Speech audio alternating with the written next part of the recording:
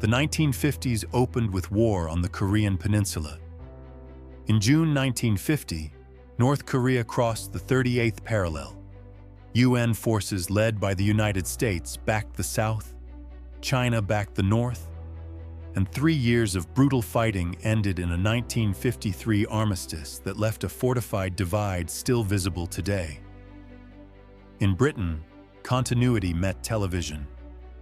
After King George VI died in 1952, Elizabeth II was crowned in June 1953 in a ceremony broadcast to millions, inaugurating a reign that would span the late 20th century and beyond. In the American South, a quiet act of defiance reshaped a nation.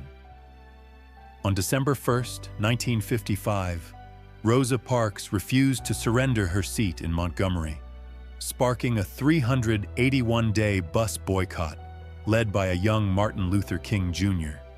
In 1956, the Supreme Court ended bus segregation, and the civil rights movement found its momentum. Global power shifted in 1956 when Egypt's Gamal Abdel Nasser nationalized the Suez Canal. Britain, France, and Israel invaded, but withdrew under US and Soviet pressure, revealing the eclipse of old empires and the Cold War's new balance. That same year, Hungarians rose against Soviet rule, briefly winning reforms before Soviet tanks crushed the uprising on November 4th, leaving thousands dead and nearly 200,000 fleeing across the borders. Orbit changed everything in 1957 when the Soviet Union launched Sputnik 1, the first artificial satellite.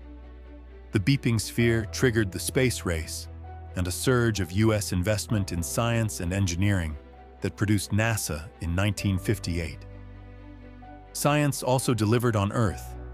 In April 1955, Dr. Jonas Salk's polio vaccine was declared safe and effective, and mass immunization soon drove case counts down, easing a fear that had haunted summer months. Culture detonated too. Rock and roll roared out of radios as Elvis Presley's Heartbreak Hotel topped charts in 1956, and his TV appearances electrified teenagers while scandalizing parents, announcing a youth culture with its own sound, look, and market power.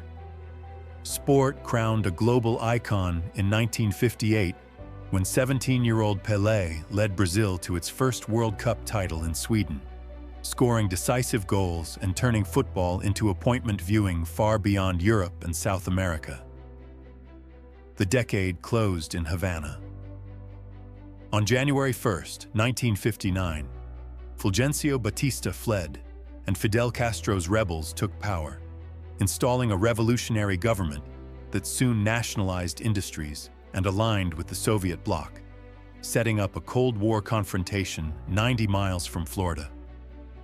10 moments, 1 decade, hot war and proxy war, televised monarchy and mass protest, a satellite that redrew national priorities, a vaccine that tamed a scourge, a guitar riff that split generations, a teenager who made the world game global, and a revolution that moved the superpower standoff into the Caribbean.